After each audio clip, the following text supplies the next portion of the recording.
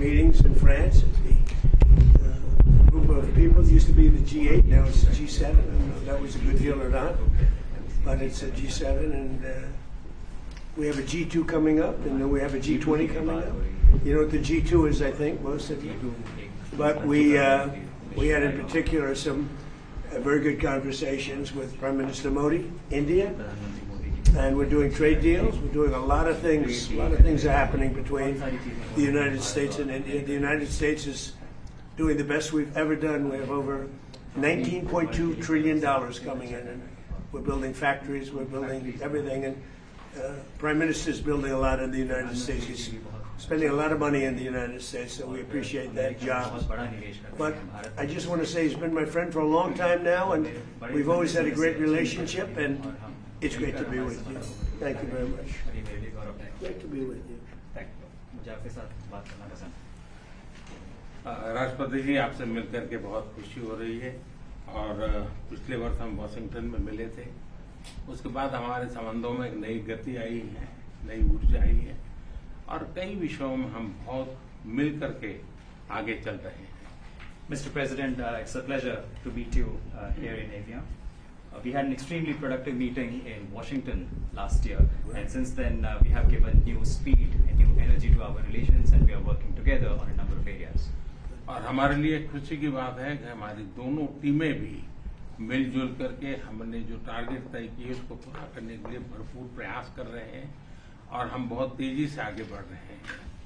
And we are also happy that our teams have also been working in close coordination and engagement, and they've been working towards achievement of the targets that we had set for ourselves last year.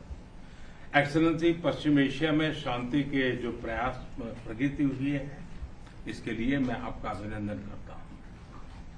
Mr. President, I commend you for your leadership on the progress that has been made in the efforts to restore peace in West Asia. आपके इन प्रयासों के कारण पश्चिम Asia में शांति की एक नई किरण नजर आ रही है और हम आशा करते हैं कि चिरस्थायी शांति बनेगी। Thanks to your efforts, Mr. President, new hope for peace and stability in the region has been rekindled, and I'm confident that this will lead to a long-standing peace in the region. Excellency, आप और हम सभी इस बात से सहमत हैं कि हॉर्मुज का खुला रहना एक वैश्विक अर्थव्यवस्था के लिए बहुत ही अनिवार्य है।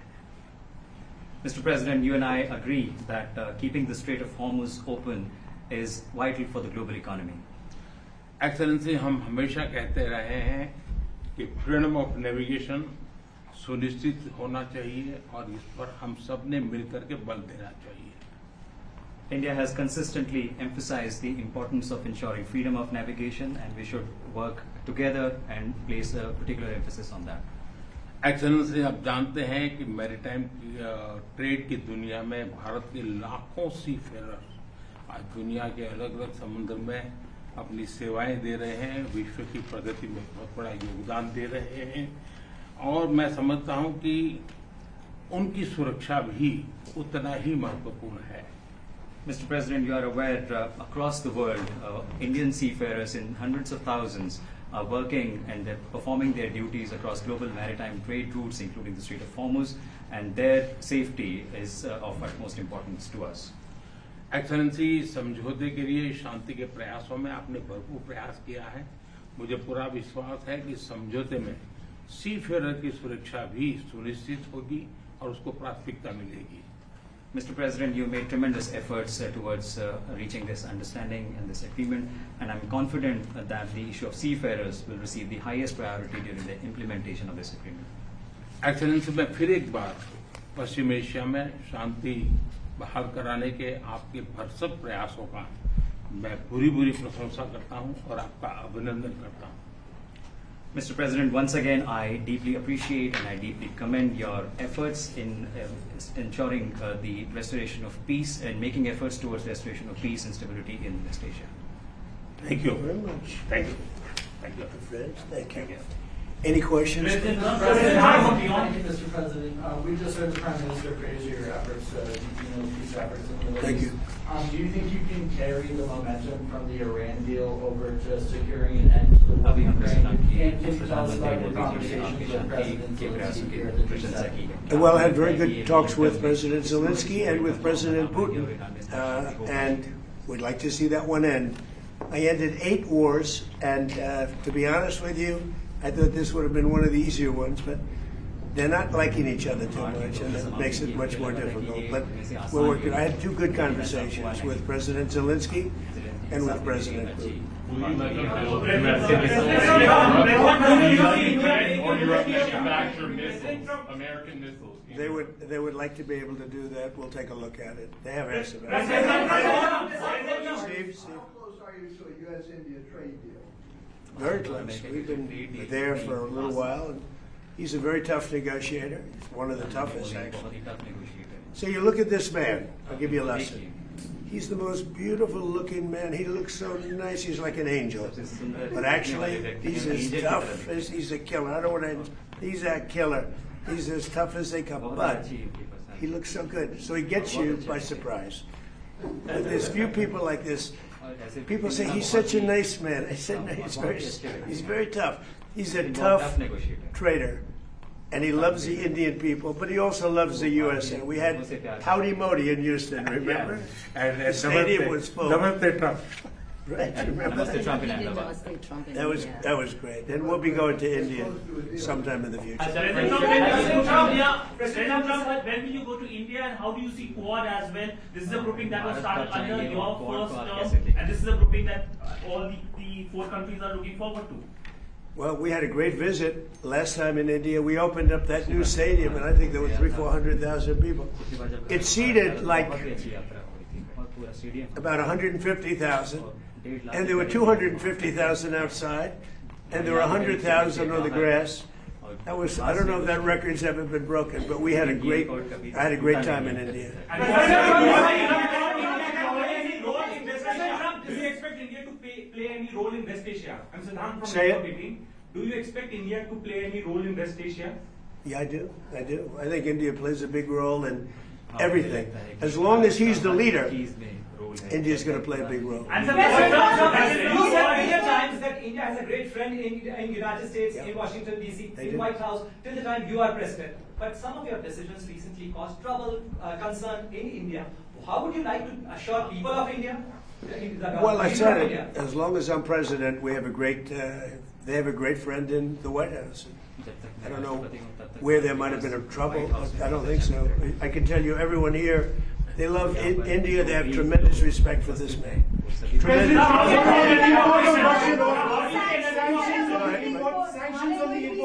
Ma'am. Are there going to be sanctions that are going to be reimposed on Russia now that the focus has once again been shifted to the Ukraine-Russia war? We are looking at that. We're seeing how far the price of oil comes down. It's really tumbling. It's, I guess, 74, 75 right now. So it's down. It's soon going to be at the number that it was 4 months ago. It's pretty amazing. And on top of that, we will have an Iran without a nuclear weapon, which I can tell you the Prime Minister feels very strongly about that, too. What did you hear from European or G7 leaders? They were Iran? to a leader, and we had G7 plus many others came, as you know. To a leader, they were thrilled. They could not have been happier. Well, this gentleman came, and that's a big get. He came, and they could not even believe that it happened. It happened quickly, but it really didn't happen quickly.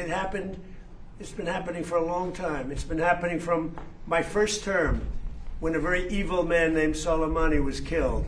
That's when it started.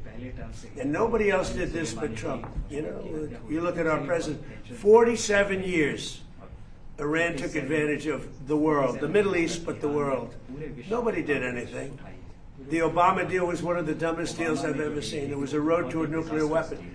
My deal is a wall to a nuclear. You're not going to have it.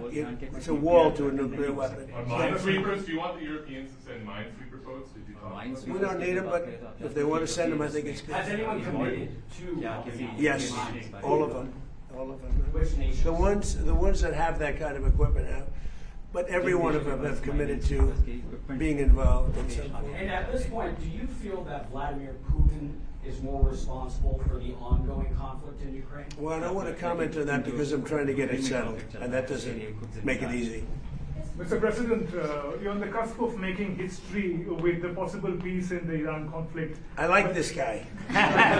You know, your reporters are much nicer than mine. Go ahead. From Doordarshan, but there is also a tragic loss of lives of Indian sailors recently, sir, in American strikes. Any words of condolences for the grieving families, sir? Yeah, I do. I heard about that. It's a rough profession. There's no question about it. And we work together on it. This has been happening throughout time, but we work together on it. Yeah, certainly. We love all of those people. They're great people. Yeah, please. How long do you expect Bill Pullman to be active in Iraq? Well, as long as it takes to get everybody else approved. I mean, they were doing a Rush Act, and we didn't get anything for it. Look, he's a very legitimate guy. He's very smart. He's a brilliant guy. Look at the job he did at Fannie Mae, Freddie Mac. I mean, it's worth probably $1 trillion right now. So we put him there, but all of a sudden it was like a Rush Act by the Democrats. And they said they were going to approve FISA. And I said, but we want FISA approved, but we want the Save America Act approved. Voter ID, proof of citizenship, no mail-in ballots, with exceptions, like for the military, you're sick, you're traveling, disabled. Very, open and generous. We also want no men playing in women's sports, and we want no transgender mutilization of our children. None. Those are 5 things that are 99% that's all we want. It's not a lot. The Save America Act. And that can be passed any way they want to pass it, but I'm not going to sign FISA unless it's done. And this was like a Rush Act. And it was a Rush Act by the Democrats. All of a sudden they want to get... And why are they afraid of this guy? I mean, they're so afraid of him, they'll do anything not to have Pulte go in there. He's a very capable guy, and they're worried about that. Mr. President, Mr. President, the second Yes, ma'am, please. You said the Iran deal, the text is still being finalized. How confident are you that this Friday signing will happen? You talking about this one, on the deal? Deals are amazing. I've done them all my life. I've gone into deals that were 100% and they don't happen. I've gone into deals that there was no chance of getting them done, and it happens, and they happen easily. So you never know with deals, do you? But you're going to find out pretty soon. I think it'll be done. They want to sign. They want to get back to a normal life. We hit them very hard. Don't forget, people talk about when this started. This didn't start 3-4 months ago. This started years ago when I took out Soleimani. That was a big event. There are those that say it was the biggest event in the Middle East in 50 years. So we took him out, and they became a much different country. And then I terminated the JCPOA, that's Barack Hussein Obama's horrible deal. It gave them a nuclear weapon. And I terminated it, and I stopped it. And then I stopped it a second time with the B-2 bombers. And these are all major events in the history of the world, in my opinion, because it prevented them from having a nuclear weapon. And now we're going to do it again, and we're going to see how it works out. So this is a memorandum of understanding, but it's a very strong one. This isn't just like a 2-paragraph. This is a long, pretty detailed memorandum that goes into a regular contract. I would think they would do it. If they don't, then that's okay. We'll have to start the process again. And we don't lose. We have the greatest military in the world. We have the greatest blockade. The naval blockade was 100% effective. And again, they have no Navy, they have no Air Force, all bombed down. I don't want to say the leaders, but first level of leader, gone. Second level of leaders, gone. Some of the third level of leaders, gone. And they want to make a deal. They are so ready to make a deal. But you know what? President Trump, the defense relationship between India and the United States, sorry, I'm speaking, I won't. That's okay. Can you speak to the defense relationship between India and the United States? I think it's a great relationship. I can tell you this, without having a contract. And we have, and I will say this, and everybody says it. I had a great meeting 3 weeks ago with President Xi of China. We have the strongest military in the world by far, and I built it in my first term, and we're using it in my second term, and they gave some of it away stupidly in Afghanistan, as you know, and they spent a lot on Ukraine, $350 billion, but we have the most powerful military in the world. You saw that with Venezuela, which was 48 minutes, and now our relationship with Venezuela is great. We paid for the cost of the war 40 times, taking millions of barrels out. Venezuela's benefiting, we're benefiting, Venezuela's benefiting, and then we go to Iran, and really in the first week, militarily, we defeated Iran. Nobody thought that could be done. Yeah, please. Mr. President, do you want Israel to halt its military campaign? No, I want Israel to be able to protect himself, but I do want them to use good judgment. President Trump,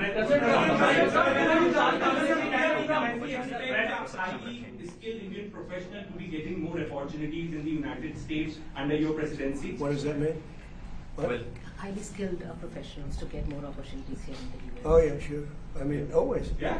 We've always had tremendous relationships in terms of employment with India. Very talented people. You've seen European leaders interact very warmly with you at the summit. Do you think that they're coming around to your worldview? Well, I think they think I was right. I'm sort of always right. You know, when you get right down to it. I think they think I was right. They feel good. Now all of a sudden they all want to be involved. There's no reason to have them because it's pretty much over. But they all want to be involved. He'd be involved if I wanted, but we don't want to waste his time or his people. No, the European leaders. The meeting we had today was just the leaders. I don't even say the European. The leaders that we had met with. In addition to the 7, we had quite a few come in. They all were willing to get involved. Thank you. Thank you.